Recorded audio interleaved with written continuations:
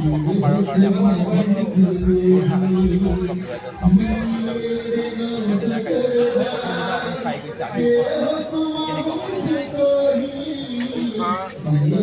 পৰিষদে গোৰ্খা সমাজৰ বিভিন্ন সাংস্কৃতিক সমলসমূহ উপস্থাপনৰ জৰিয়তে আমাৰ সমাজত পৰিচয় কৰাৰ উদ্দেশ্যে যি গোৰ্খা সাংস্কৃতিক সমাৰোহ আয়োজন কৰিছে, নিঃসন্দেহে অতি সজ কাম। কাৰণ প্ৰতিটো জাতি জনগোষ্ঠীৰ নিজস্ব স্বকীয় ৰীতি নীতি বৈশিষ্ট্যৰে আমাৰ জাতিসত্তাসমূহ পৰিপূৰ্ণ আৰু অসমত বসবাস কৰা প্ৰতিটো জাতি জনগোষ্ঠীয়ে তেনেধৰণৰ স্বকীয় ৰীতি নীতি, সংস্কৃতি, লোকাচাৰ, খাদ্যাভ্যাস, বস্ত্ৰ সম্ভাৰেৰে আমি পৰিপূৰ্ণ। আৰু এই বৰ্ণাঢ্য সাংস্কৃতিক সমলসমূহ এখন সামগ্ৰিক মঞ্চত তুলি ধৰি বিভিন্ন জাতি জনগোষ্ঠীৰ মাজত সমন্বয়ৰ মাধ্যমেৰে এইসমূহ আমি বিনিময়ৰ মাধ্যমেৰে বিভিন্ন জাতি জনগোষ্ঠীসমূহৰ মাজত সদ্ভাৱ, সম্প্ৰীতি, আদান প্ৰদানৰ সুন্দৰ বাতাবৰণৰ আমি অৱকাশ পাওঁ। আৰু সেই গোৰ্খা ডেভেলপমেণ্ট কাউন্সিলে গোৰ্খা সমাজৰ সকলো দল সংগঠনৰ সহযোগত এই সাংস্কৃতিক উৎসৱ আয়োজন কৰিছে। মই এই আয়োজনৰ কাৰণে সকলোকে ধন্যবাদ আৰু কৃতজ্ঞতা জ্ঞাপন কৰিছোঁ। মন্ত্ৰী মহোদয়, আপোনাৰ কাৰ্যকালতে আপুনি বিহু বিনন্দিয়া পাতিলে, ঝুমুৰ বিনন্দিনী পাতিলে, শেহতীয়াকৈ বাগৰুম্বা দহৌ পাতি পেলাই বিশ্বৰ গোৰ্খাজনী অসমৰ সংস্কৃতিবিলাক সক্ষম হৈছে। গোৰ্খা জনগোষ্ঠীয়ে আশা কৰিছে, বিশ্বাস কৰিছে তেওঁলোকৰ নৃত্যক বিশ্বৰ দৰবাৰলৈ লৈ যাব লাগে, দেখুৱাব লাগে। এই ক্ষেত্ৰত কেনেধৰণৰ পৰৱৰ্তী সময়ত আমাৰ ৰাজ্যৰ মাননীয় মুখ্যমন্ত্ৰী ডক্টৰ হিমন্ত বিশ্ব শৰ্মা ডাঙৰীয়াই আমাৰ অসমৰ জাতি জনগোষ্ঠীসমূহৰ হৈ পোৱা এই সমলসমূহ উদ্ভাসিত কৰি তোলাৰ কাৰণে, চৰ্চা কৰাৰ কাৰণে, প্ৰচাৰ প্ৰসাৰৰ কাৰণে এটা নতুন ডিপাৰ্টমেণ্টে আৰম্ভ কৰিছে।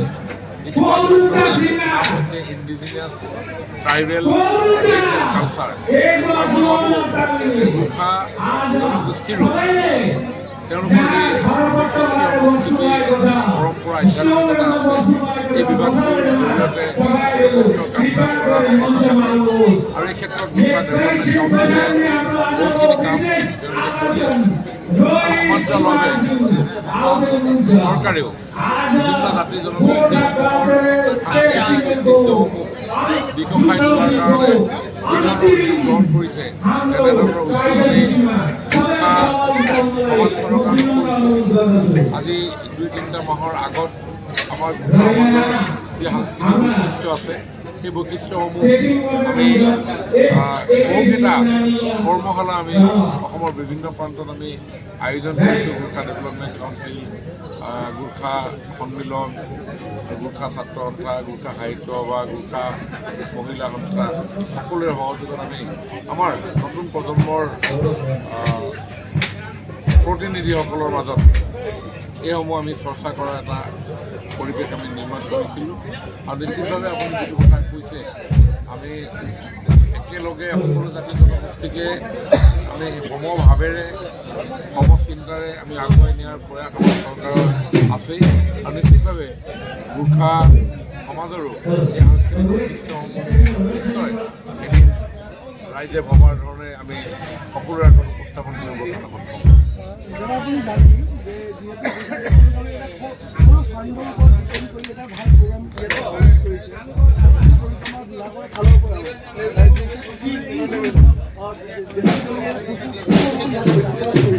অসমৰ বিভিন্ন ফাণ্ডৰ দৰকাৰ হয়, কাৰণ বিভিন্ন যোগাৰ লাগে। ফাণ্ড অকল ইউজ কৰাৰ ক্ষেত্ৰত সাংস্কৃতিক পৰিক্ৰমা বিভাগৰ ফালৰ পৰা বিশেষ যিহেতু নিৰ্বাচন আহিছে ইয়াৰ পিছত হ'লেও নিৰ্বাচন পিছত হ'লেও এটা জাতি সমাজ পৰিচালিত হয় মূলতঃ এই সমাজখনৰ প্ৰচলিত ধ্যান ধাৰণাৰ ওপৰত। কাৰণ আমাৰ যিসমূহ সাংস্কৃতিক বৈশিষ্ট্য আছে সেই বৈশিষ্ট্য যুগ যুগ ধৰি প্ৰচলিত হৈ আহিছে। মানৱ সমাজে মানুহে যেতিয়া সমাজ পাতি বসবাস কৰাৰ ধাৰণা আৰম্ভ কৰিছিলে তেতিয়াই প্ৰাকৃতিকভাৱে নেচাৰেলি কিছু নীতি নিয়ম প্ৰৱৰ্তন হয়। প্ৰকৃতি অনুসৰি প্ৰতিটো জাতি জনগোষ্ঠীৰ আমাৰ যিসমূহ উৎসৱ আছে, যিসমূহ সংস্কৃতি আছে, এই সকলোবিলাক প্ৰকৃতিৰ লগতে জড়িত আৰু সকলোবিলাক সম্ভৱ হয় প্ৰাকৃতিকভাৱেই। গতিকে এটা সচেতন জাতি হিচাপে, এটা ধৈৰ্যশীল জাতি হিচাপে আৰু এটা কৰ্মৰ্থ জাতি হিচাপে গোৰ্খা জাতিৰ পৰিচয় সমগ্ৰ বিশ্বই জানিব পাৰে তেনেধৰণে। আৰু সেইকাৰণে আপোনালোকে একত্ৰিতভাৱে থাকি যিসমূহ অনুষ্ঠান, যিসমূহ উৎসৱ আপোনালোকে পালন কৰে, ই আটাইতকৈ ডাঙৰ এটা আমাৰ কাৰণে, আমাৰ সমাজখনৰ কাৰণে এটা ডাঙৰ প্ৰয়াস। মই ভাবোঁ এই প্ৰয়াস অব্যাহত নিশ্চয় থাকিব আৰু এই প্ৰয়াস অব্যাহত থকাৰ ক্ষেত্ৰত চৰকাৰে সাংস্কৃতিক যদি নেক্সট টাইম ইলেকশ্যন পিছত যদি আপুনি আকৌ সেই সময়ত গোৰ্খা ডেভেলপমেণ্ট ফাণ্ডত আপোনাৰ ফালৰ পৰা হ'লেও কিবা এটা স্পেচিয়েল অলৰেডি কৰাই হয়। আমি বিভিন্ন সময়ত গোৰ্খা ছাত্ৰ সন্থাই হওক, গোৰ্খা ডেভেলপমেণ্ট কাউন্সিলে হওক, গোৰ্খা সন্মিলনে হওক, যেতিয়া সাংস্কৃতিক বিভাগে আনুষ্ঠানিকভাৱে যেতিয়া কয় যে গোৰ্খাসকলৰ কাৰণে গোৰ্খা ডেভেলপমেণ্ট কাউন্সিলক আমি ইমান ফাণ্ড এলট কৰিছোঁ যে এইটো স্পেচিফিকলি গোৰ্খাসকলৰ কাৰণে ক'লে ৰাইজে ভাল পায় যে চৰকাৰে গোৰ্খা ডেভেলপমেণ্ট কাউন্সিল আদি আমাৰ চৰকাৰে হৈ আছে। গোৰ্খা ডেভেলপমেণ্ট কাউন্সিল পৰিচালনা কৰিবৰ কাৰণে যি ৰাশিৰ প্ৰয়োজন, সেই ৰাশি ডেফিনেটলি চৰকাৰে আগবঢ়ায়। গতিকে মই ভাবোঁ যে গোৰ্খা ডেভেলপমেণ্ট কাউন্সিলৰ যদি তেনেকুৱা ধৰণৰ পৰিকল্পনা থাকে আৰু সেই পৰিকল্পনা নিশ্চয় চৰকাৰে আমি বাস্তৱায়িত কৰিমেই। আৰু যেতিয়াই গোৰ্খা সমাজৰ যি সংগঠনে যেতিয়াই যেনেধৰণে প্ৰস্তাৱ দিয়ে সেই প্ৰস্তাৱ আমি সকলোবিলাক আমি কাৰ্যকৰী কৰি গৈছোঁ। গতিকে গোৰ্খা ডেভেলপমেণ্ট কাউন্সিলৰ অধ্যক্ষ মোৰ কাষতে বহি আছে। গতিকে তেখেতসকলে যদি তেনেকুৱা ধৰণৰ প্ৰস্তাৱ গ্ৰহণ কৰে বা আমাকো আমাৰ চৰকাৰৰ সাংস্কৃতিক পৰিক্ৰমা বিভাগকো তেনেধৰণৰ যদি প্ৰস্তাৱ কাৰ্যকৰী কৰিবৰ কাৰণে আমাক আহ্বান জনায়, নিশ্চয় আমি একেলগে এইখিনি কাম কৰাৰ কোনো অসুবিধা নহয়। নিশ্চিতভাৱে দাদা, যিহেতু নিৰ্বাচনলৈ মাজত মাত্ৰ আৰু কেইটামান মাহ, তাৰপিছত অসম বিধানসভা 2026 অনুষ্ঠিত হ'ব। ভাৰতীয় জনতা পাৰ্টি দলে এইবাৰ চিন্তা চৰ্চা কৰিছে নেকি যে গোৰ্খা জনগোষ্ঠীৰ নতুন প্ৰতিনিধিক প্ৰাৰ্থিত্ব প্ৰদান কৰিব? চাওক, অসমখন বিভিন্ন জনজাতি, জাতি, গোষ্ঠীৰে আমাৰ অসমীয়া সমাজ নিৰ্মাণ হৈছে। গতিকে সকলো জাতি জনগোষ্ঠীকেই শ্ৰদ্ধা সহকাৰে আগুৱাই লৈ যোৱাটো বিশেষভাৱে ভাৰতীয় জনতা পাৰ্টীৰ চিন্তাৰ ভিতৰৰ এটা বিষয়। আৰু সেইকাৰণে সম উন্নয়ন, সম বিকাশ আৰু যিটো কথা আমাৰ কাম কাজে প্ৰতিফলিত কৰি আহিছে, মোদী ডাঙৰীয়াৰ বক্তব্যত আমি সবকা সাথ, সবকা বিকাশ, সবকা বিশ্বাসৰ কথা শুনো, দৰিদ্ৰ নাৰায়ণৰ সেৱাৰ কথা শুনো। অন্ত্যোদয় আমাৰ লক্ষ্য, সৰ্বব্যাপী, সৰ্বস্পৰ্শী, এই ধাৰণাৰে আমি অসমখনত আমি কাম কৰিছোঁ। মোদী ডাঙৰীয়াৰ বক্তব্যত নৰ্থ ইষ্টক আজিকালি নৰ্থ ইষ্ট নৰ্থ ইষ্ট বুলি নকয়, বৰঞ্চ ভাৰতবৰ্ষৰ নিউ ইঞ্জিন বুলি কয়। গতিকে যদি অসম ডেভেলপ হয়, অসমত বসবাস কৰা সকলো জাতি জনগোষ্ঠীৰে ডেভেলপ হয় আৰু প্ৰতিনিধিত্ব নিশ্চয় থাকিবই, কিয় নাথাকিব। আজি গোৰ্খা সমাজৰ আমাৰ বিধানসভাৰ মজিয়াত কেইবাজনো ভাৰতীয় জনতা পাৰ্টীৰ প্ৰতিনিধি আছে আৰু তেখেতসকলে গোৰ্খা সমাজৰ কথা কয়। মই ভাবোঁ যে কোনোবা এটা জনগোষ্ঠীক প্ৰতিনিধিত্ব কৰিলেহে সেইজন ব্যক্তিয়ে সেই জনগোষ্ঠীটোৰ কথা ক'ব এনে নহয়। এখন দায়িত্বশীল চৰকাৰে দায়িত্বশীল নেতাৰ নেতৃত্বত আৰু লগত ভাৰতীয় জনতা পাৰ্টীৰ যিটো দৰ্শন, সেই দৰ্শনৰ ভিত্তিত আজি আমি সমগ্ৰ অসমখনৰ সকলো জাতি জনগোষ্ঠীকে আমি শ্ৰদ্ধা সহকাৰে আগুৱাই লৈ গৈছোঁ। গতিকে আপুনি এইটো ভাবিব নালাগে বা আমি ধাৰণা কৰিব নালাগে যে গোৰ্খা জনগোষ্ঠীৰ এজন প্ৰতিনিধিয়ে গোৰ্খা জনগোষ্ঠীৰ উন্নয়ন কৰিব। সেইটো এটা আমি বা অন্য জনগোষ্ঠীৰ এজন প্ৰতিনিধিয়ে কেৱল সেই জনগোষ্ঠীটোৰ উন্নয়ন কৰিব, কাৰণ এইটো টিংখাং বিধানসভা সমষ্টি। এই টিংখাং বিধানসভা সমষ্টিত সকলো জাতি জনগোষ্ঠীৰ লোক আছে। ইয়াত গোৰ্খা আছে, ইয়াত চাহ জনজাতি আদিবাসী সমাজ আছে, ইয়াত আপোনাৰ সোণোৱাল কছাৰী আছে, ইয়াত দেউৰী আছে, ইয়াত বিহাৰী আছে, ইয়াত মাৰোৱাৰী আছে, ইয়াত আহোম আছে, ইয়াত চুতীয়া আছে, বিভিন্ন ধৰণৰ জনগোষ্ঠীৰ লোক আছে। গতিকে এই জনসমষ্টিটোক আমি যদি কোনোবা এজন নিৰ্দিষ্ট কৰি এটা জনগোষ্ঠীৰ লোকে বুলি আমি উপস্থাপন কৰোঁ, তেতিয়া মই ভাবোঁ বাকী জনগোষ্ঠীসকলে বেয়া পাব। কাৰণ তেওঁ সকলোৰে প্ৰতিনিধি,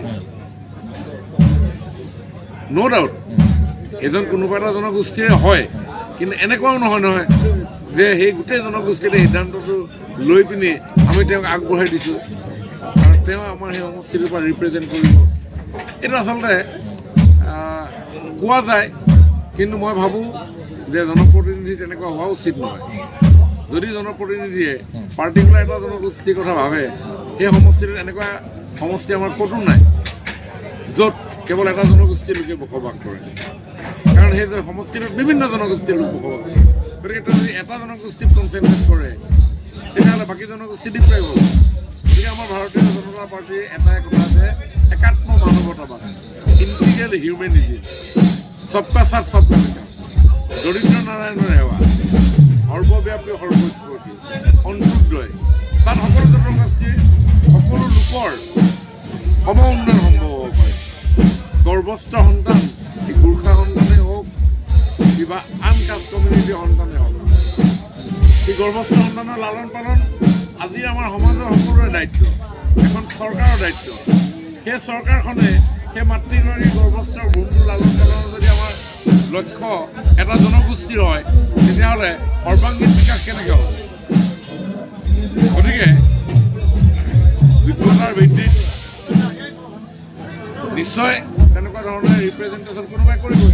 আজি গোৰ্খা সমাজৰ পৰা ভাস্কৰ শৰ্মা, আজি গোৰ্খা সমাজৰ পৰা গণেশ লিম্বু, আজি মাৰ্ঘেৰিটা সমষ্টি, বৰচলা সমষ্টি।